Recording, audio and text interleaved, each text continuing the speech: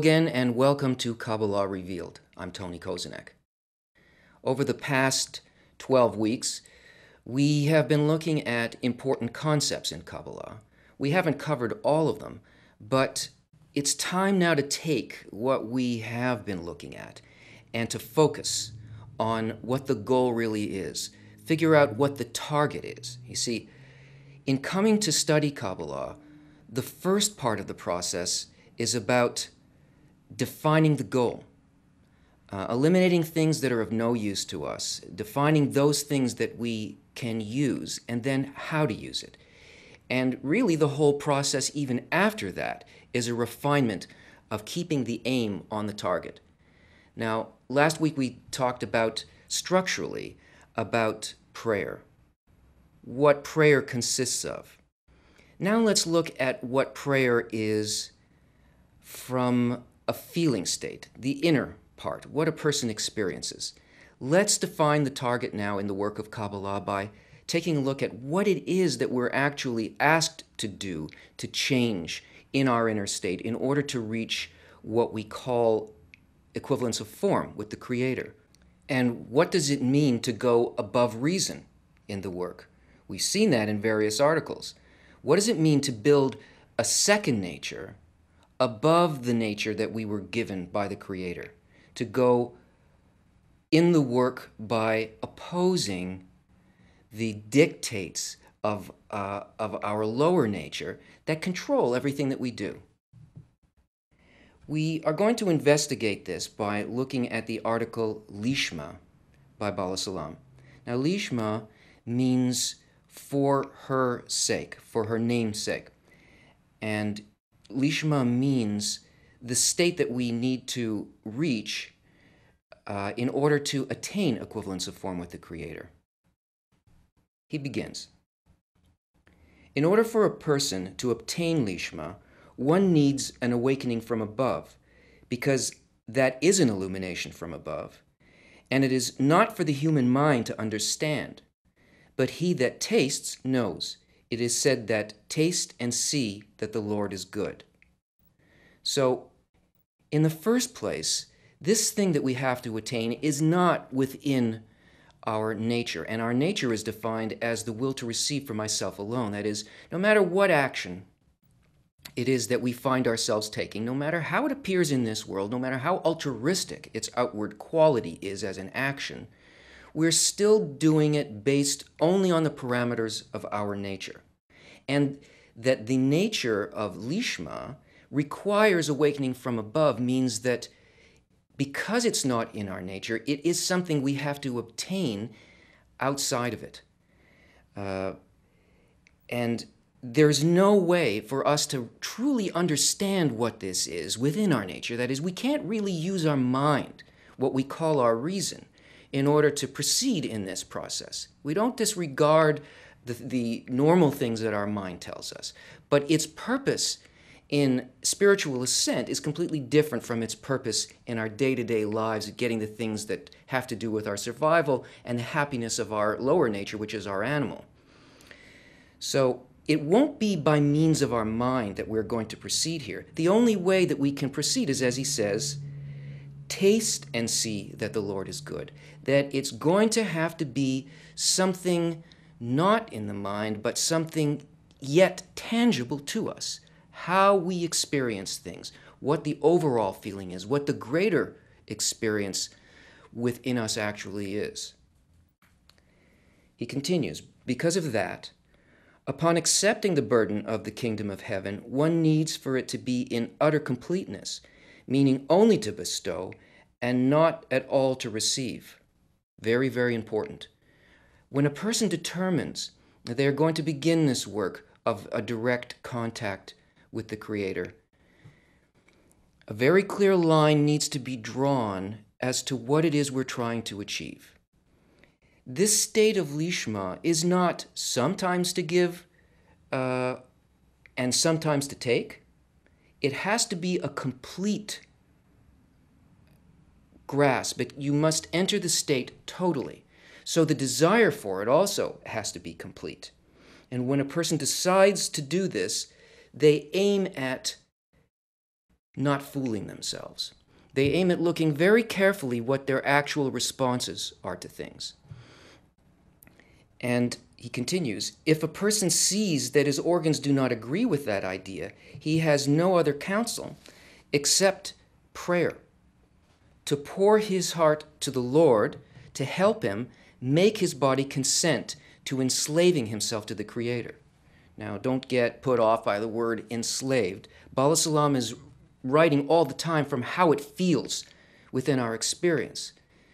So, from the will to receive, the idea that we would move to a state where our inner intentions would only be in order to receive, in order to bestow, that is not for myself.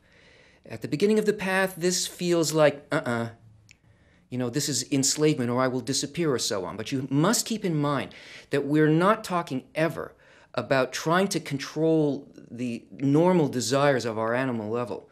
These things we don't have to deal with. It'll confuse you to start thinking that way. All of those things that you need for your survival, for your daily life, for your family, for the simple pleasures of your existence, these things don't have to change. We're not speaking about taking a special diet or making external actions, or don't do this and do this. We cannot control what's placed before us that compels us to have to act, even our own desires. The question is not, what am I doing? The question is, why am I doing? So if we can't depend either on the circumstances or and our own intelligence, it's clear that the whole purpose of these things happening for us is simply so that we should realize that we require light from above, that this awakening from above can only come as a result of the fact that we decided to make a whole attempt at something that in the end must be whole. That is, Lishma is not, it's not partial, and neither is the desire to reach it partial. So this way of progressing means that out of a person's own set of desires, his own longing to reach this, he must reach a place of wholeness within himself towards it. If the only thing that he wants is this, and if he realizes that the capacity to do it is not within himself, but only above, he must rely on the upper force to change him. This is what we call drawing the light, or makif, the surrounding light, drawn by effort. But what's the effort? And do not say that if Lishma is a gift from above, then what good is one's surmounting and efforts and all the remedies and corrections that one performs in order to come to Lishma if it depends on the Lord? Our sages said, in that regard, you are not free to rid yourself of it. Rather, one must offer the awakening from below, and that is the prayer. There cannot be a genuine prayer if he does not know in advance that without prayer it cannot be attained. And everything that comes to a person as a result of this is the latter. It is what needs to be surmounted. And unless there is this attempt to surmount it, regardless of the fact that everything is in the Creator's hands, there is no place for the Creator to give the gift. So this desire for this is really prayer. So what does it feel like to have that desire? If a person attempts it, they try to look at their actual intention when they're doing something, when they're receiving a pleasure, when they think about another person and they do some kind of act for it. If they're honest, they will look into that intention deeply, and they'll begin to see where they are unlike it. And the feeling that there is more, that I'm unlike this quality that I want to reach, feels both as an aspiration and as a disappointment. Remember, we can't proceed in this without a need. How do we sense needs? We feel that there's something lacking, right? You may not even know what it is, but in the case of a Kabbalist and somebody on the path, no matter what it is that's occurring, we know what it is. The only thing that it can be is that I lack the pleasure that I actually seek here, which is the direct contact with the Creator. A prayer feels like a lack, a loss, a need, an emptiness. And it's not something that comes from within our reason. Well, if I do this, then I'll get this. I hope God didn't hear me say that. You know, it's either the feeling is there, either the need exists within us, or it doesn't. And that is the awakening from below, and that's also the kli. That is the preparation for the entry of the light. Therefore, the acts and the remedies that he performs in order to obtain lishma create the corrected vessels to want to receive the lishma. Then, after all the deeds and the remedies, can the prayer be in earnest because he has seen that all of his deeds brought him no benefit? Only then can he pray an honest prayer from the bottom of his heart, and the Creator hears this prayer and gives him the gift of lishma. We should also know that by attaining lishma, one puts the evil inclination to death, because the evil inclination is called receiving for himself, whereas by attaining the aim to bestow, one cancels the thought of his own good. And the death of the evil inclination means that one no longer uses one's vessels of reception for himself, and since they are no longer operative, they are considered dead. We must know first that we don't want to feel this at all. That's what he means by it is put to death. And the process is that slowly, as these comparisons are done between what we really feel and a proper unchanging target, like a fixed goal that we have, that the sensation within the kli actually does, within the person's sensation, actually changes. And the desire to receive in order to fill some kind of personal satisfaction, it wanes, it changes. Slowly it goes through a transformation, as long as it is by a process of real prayer and real need. It is as the Maggid, or the Seir of Duvna, says regarding the verse, "Thou hast not called upon me, O Jacob, neither hast thou worried thyself about me, O Israel," meaning that he who works for the Creator has no effort. On the contrary, one is content and high-spirited. But he who does not work for the Creator but for other purposes cannot complain to the Creator for not giving him livelihood in the work, since he worked for another cause. One can only complain to the one he works for and demand of him to give him his vitality and pleasure in the work. It is said about such people, "Anyone that trusts them shall be like them that maketh them." And he's speaking here about idols. So the work that has to be done needs to be done only for this goal of lishma, for the reaching of complete intention of bestowal. If the work is done for any other reason, then you can't complain to the upper force that it's not answering your prayer, that there should be some kind of a fulfillment. Also, it's only work here in our lower nature for which we require some kind of payment or personal fulfillment. The work done for lishma in reaching a sensation, imagine it, reaching a sensation of experiencing everything for the benefit of others without a thought for oneself. This is in our intention. What possible payment could anybody ask except the fulfillment of reaching that desire? Because there, all boundaries disappear, all suffering ends, not just for me, that is, not just for the person on the path, but for everybody around them. 100% effort, external, internal, is being put into the well-being of all life. So the payment for on the path of lishma, even though we find ourselves differing from this quality and maybe feeling kind of an emptiness or suffering at the moment that we realize, oh no, I'm still not at my goal, I still haven't reached that place. It's payment, it is excitement, it's high spirits, as he says, because you know you're on the adventure, you're on the path, you're on the hunt to hit that bullseye. Do not be surprised that when one takes upon himself the burden of the kingdom of heaven, meaning when he wants to work only to bestow to the Creator, that he still feels no vitality at all. This vitality should compel one to accept the burden of heaven, and one should accept it coercively against his better judgment, meaning, yeah, even if you're on the path, what should happen is that your sensation of being fulfilled by anything other than that, it just wanes. And a person proceeds against their better judgment. Now, this is what is meant by above reason in the work.